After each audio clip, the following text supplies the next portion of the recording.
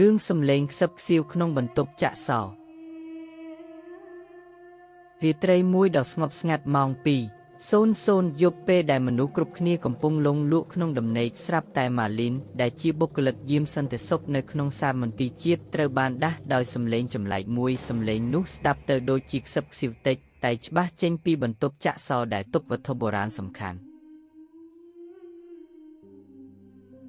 ម៉ាលីនដែលមានអារម្មណ៍ភ័យព្រួយព្យាយាមលួងចិត្តខ្លួនឯងថាប្រហែលជាខ្យល់ឬសត្វល្អិតអ្វីមួយតែប៉ុណ្ណោះតែសំឡេងខ្សឹបខ្សៀវនោះកាន់តែខ្លាំងឡើងធ្វើឲ្យនាងលែងអាចទ្រាំទ្របាននាងសម្រេចចិត្តដើរសំដៅទៅបន្ទប់ចាក់សោដោយកាន់ពិលនៅក្នុងដៃយ៉ាងជាប់ពេលដែលម៉ាលីនឈរនៅមុខទ្វារបន្ទប់ចាក់សោនាងអាចជឿសំឡេងខ្សឹបខ្សៀវកាន់តែច្បាស់សំឡេងនោះស្ដាប់ទៅដូចជាការអង្វរឬការឈឺចាប់របស់នរណាម្នាក់នាងបើកទ្វារយឺតទាំងញ័រដៃញ័រជើងពន្លឺពេលចាំងចូលទៅក្នុងបន្ទប់ឃើញវត្ថុបុរាណជាច្រើនដាក់តាំងបង្ហាញក្នុងនោះមានរូបចម្លាក់បុរាណមួយធ្វើពីថ្មភក់ដែលគេជឿថាមានអាយុកាលរាប់ពាន់ឆ្នាំម៉ាលីនសម្លឹងមើលជុំវិញតែមិនឃើញមានអ្វីខុសប្រក្រតីនោះទេនាងដកដង្ហើមធំដោយគិតថាប្រហែលជាស្រមើស្រមៃតែប៉ុណ្ណោះប៉ុន្តែពេលដែលនាងងាកក្រោយដើម្បីចាក់ចេញស្រាប់តែសំឡេងខ្សឹបខ្សៀវនោះបន្លឺឡើងយ៉ាងខ្លាំងនៅក្បែរត្រចៀកនាងថាក៏សូមជួយសង្គ្រោះខ្ញុំផងខ្ញុំជាប់នៅទីនេះយូរពេកហើយម៉ាលីនស្រែកទ្រហោយនឹងទម្លាក់ពើពីដៃភ្លាមនោះអ្វីក៏ងឹតសូនឲ្យឈឹង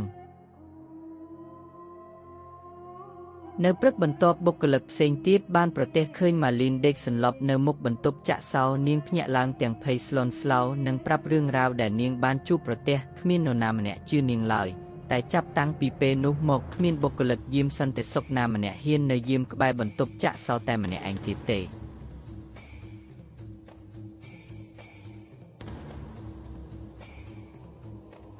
ហើយរឿងរ៉ាវអំពីសម្លេងខ្សឹបខ្សៀវនៅក្នុងសាលមន្ទីរជាតិក៏បានល្បិចគ្នារហូតដល់សព្វថ្ងៃនេះអ្នកខ្លះជឿថាជារឿងពិតខណៈអ្នកខ្លះទៀតគិតថាជារឿងប្រឌិតប៉ុន្តែអ្វីដែលច្បាស់នោះគឺថាបន្ទប់ចាក់សោនៅតែជាកន្លែងអាថ៌កំបាំងនិងគួរឲ្យខ្លាចបំផុតនៅក្នុងសាលមន្ទីរជាតិ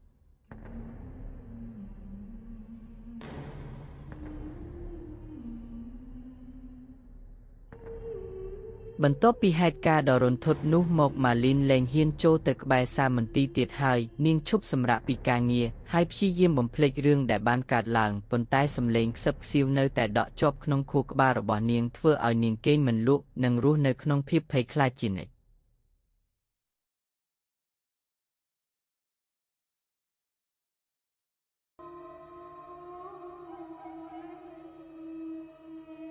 ថ្ងៃមួយម៉ាលីនបានជួបជាមួយលោកកឹមសុនដែលជាអ្នកស្រាវជ្រាវឯករាជ្យម្នាក់ជំនាញខាងវត្ថុបុរាណនិងជំនឿអរូបីនាងបានរៀបរាប់រឿងរ៉ាវទាំងអស់ដែលនាងបានជួបប្រទះនៅក្នុងសាលមន្ទីរប្រាប់គាត់លោកកឹមសុនចាប់អារម្មណ៍យ៉ាងខ្លាំងចំពោះរឿងនេះព្រោះគាត់ធ្លាប់ឮពាក្យចចាមអារាមអំពីវិញ្ញាណដែលលងបន្លាចនៅក្នុងសាលមន្ទីរនេះដែរ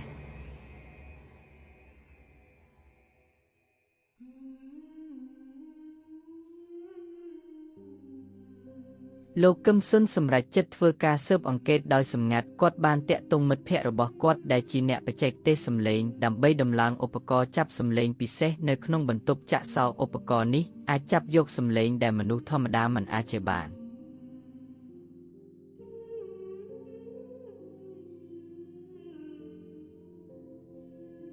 នៅយប់មួយលោកកឹមសុននិងមិត្តភ័ក្តិរបស់គាត់បានលួចចូលទៅក្នុងសាលមន្ទីរពួកគេបានទៅដល់បន្ទប់ចាក់សោដោយប្រុងប្រយ័ត្ននិងចាប់ផ្ដើមដំណើរការឧបករណ៍មួយសន្ទុះក្រោយមកឧបករណ៍ក៏ចាប់បានសំឡេងខ្សឹបខ្សៀវមួយសំឡេងនោះស្ដាប់ទៅដូចគ្នាបេះបិទទៅនឹងសំឡេងដែលម៉ាលីនបានឮ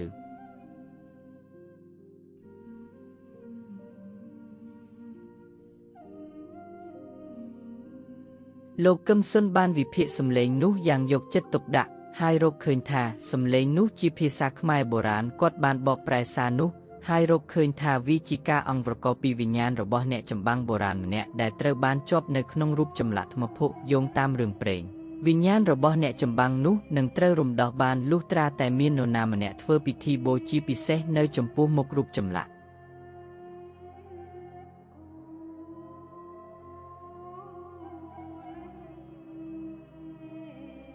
លោកកឹមសុនមានការភ្ញាក់ផ្អើលយ៉ាងខ្លាំងចំពោះការរកឃើញនេះគាត់ដឹងថាការធ្វើពិធីបូជាអាចជាគ្រោះថ្នាក់និងខុសច្បាប់ប៉ុន្តែគាត់ក៏អាណិតអាសូរដល់វិញ្ញាណរបស់អ្នកចម្បាំងដែលរងទុក្ខវេទនាអស់រយៈពេលជាយូរមកហើយដែរគាត់បានពិគ្រោះយោបល់ជាមួយម៉ាលីននិងមិត្តភ័ក្តិរបស់គាត់ហើយពួកគេបានសម្រេចចិត្តធ្វើតាមការណែនាំរបស់អ្នកចម្បាំង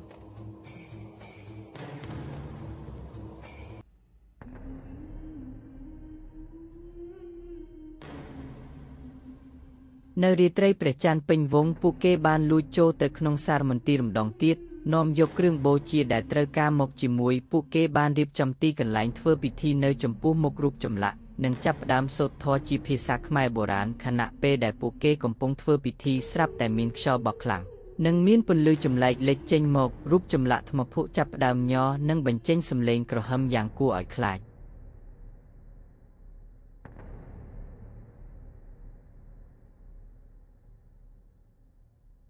តើពួកគេអាចរំដោះវិញ្ញាណរបស់អ្នកចម្បាំងបានដែរឬទេខណៈពេលដែលពិធីបូជាកំពុងប្រព្រឹត្តទៅរូបចម្លាក់ថ្មភក់ក៏បែកខ្ទេចខ្ទីคล้ายទៅជាកំទេចថ្មស្របពេលនោះវិញ្ញាណមួយបានផុសចេញពីរូបចម្លាក់ដោយមានរូបរាងជាអ្នកចម្បាំងបុរាណដ៏ក្លាហានវិញ្ញាណនោះសម្លឹងមើលទៅលោកកឹមសុនម៉ាលីននិងមិត្តភ័ក្តិរបស់ពួកគេដោយកែវភ្នែកដឹងគុណ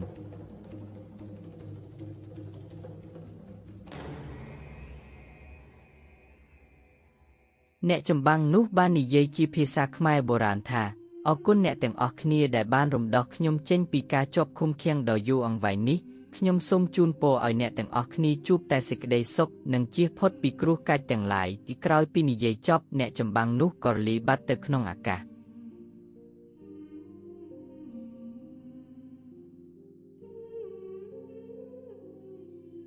ភាពស្ងប់ស្ងាត់ក៏ត្រឡប់មកវិញលោកកឹមសុនម៉ាលីននិងមិត្តភ័ក្តិរបស់ពួកគេដកដង្ហើមធំដោយធូរស្រាលពួកគេបានដឹងថាពួកគេបានធ្វើរឿងត្រឹមត្រូវហើយ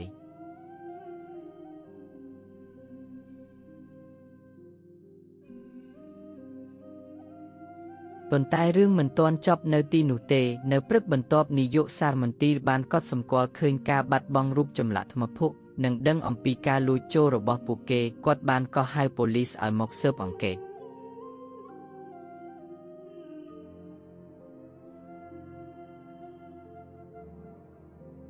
ដោយដឹងថាពួកគេមិនអាចគេចផុតពីការទទួលខុសត្រូវលោកកឹមសុនម៉ាលីននិងមិត្តភ័ក្តិរបស់ពួកគេបានសម្រេចចិត្តសារភាពការពិតប្រាប់ប៉ូលីសពួកគេបានរៀបរាប់រឿងរ៉ាវទាំងអស់ដែលបានកើតឡើងនិងបង្ហាញភស្តុតាងនៃការស៊ើបអង្កេតរបស់ពួកគេ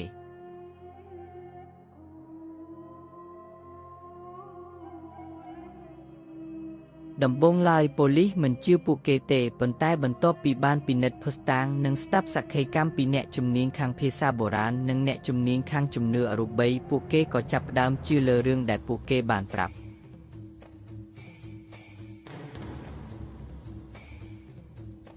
ដោយសារតែពួកគេបានធ្វើសកម្មភាពដោយចេតនាល្អនិងដើម្បីជួយរំដោះវិញ្ញាណដែលរងទុក្ខវេទនាតុលាការបានសម្រេចចិត្តកាត់ទោសពួកគេឲ្យជាប់ពន្ធនាគាររយៈពេលខ្លីប៉ុណ្ណោះ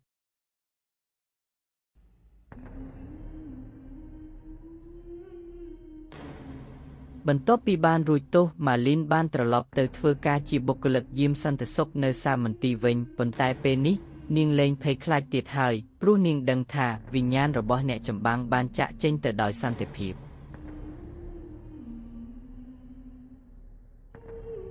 លោកកឹមសុនបានបន្តការស្រាវជ្រាវរបស់គាត់អំពីវត្ថុបុរាណនិងជំនឿអរូបីគាត់បានក្លាយជាអ្នកជំនាញដ៏ល្បីល្បាញម្នាក់នៅក្នុងវិស័យនេះ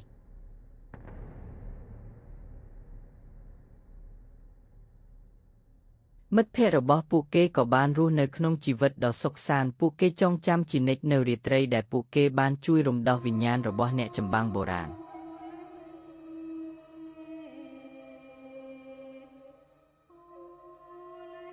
ហើយសារមន្ទីរជាតិបានក្លាយជាកន្លែងស្ងប់ស្ងាត់និងគ្មានការលងបន្លាចទៀតឡើយអ្នកទេសចរអាចទស្សនាវត្ថុបុរាណដោយសេរីដោយគ្មានការភ័យខ្លាច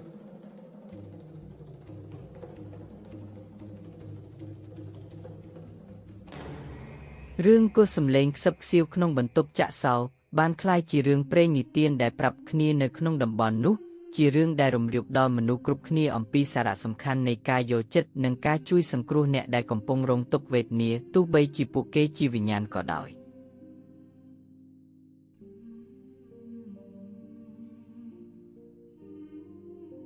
តើអ្នកគិតថារឿងនេះគួរឲ្យខ្លាចដែរឬទេ